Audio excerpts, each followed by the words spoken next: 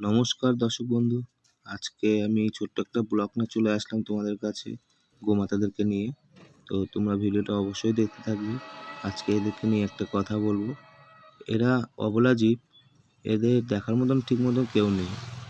তো এরা সারাদিন যেখানেই থাকুক না কেন, এরা রাত্রিতে সবাই একসঙ্গে এইখানে চলে আসে এই বীজে, আর এরা এখানেই রাত কাটায়। তো আমিও তাই কিছুটা মনে করি যে এদেরকে একটু কিছু খাওয়াতে পারলে খুব ভালো হবে। তো তাই সকাল সকাল আমি চলে আসি এদেরকে কিছু খাওয়ানোর জন্য। এদেরকে তাই তোমাদেরকে যেটুকু পারি ভিডিও দেখাই। তোমরা হয়তো অনেকেই ভাবতে পারো আমি এরকম ভিডিও কেন বানাই। তো আমার ভিডিও কন্টেন্ট বলতে বানানোর কিছু নেই। আর দেখলাম এই জগতে ভিডিও কন্টেন্ট বানানো কি ভালো খারাপ, কি ভিডিও বানাবো।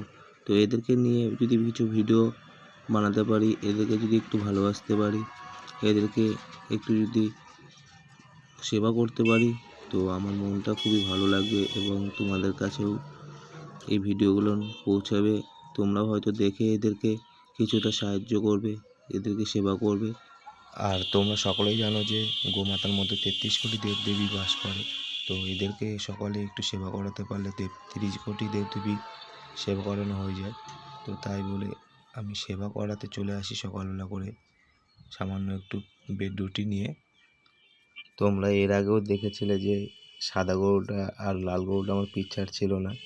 তো এবারে দেখতে পাচ্ছ সাদা গরুটা, লাল গরুটা আমার পিছনে লেগে গেছে।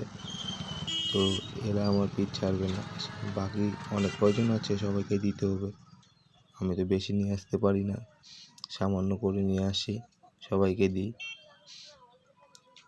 তোমাদের যদি আমার ভিডিও যদি ভালো লেগে থাকে অবশ্যই আমার চ্যানেলটিকে ফলো করবে আর লাইক কমেন্ট শেয়ার করবে।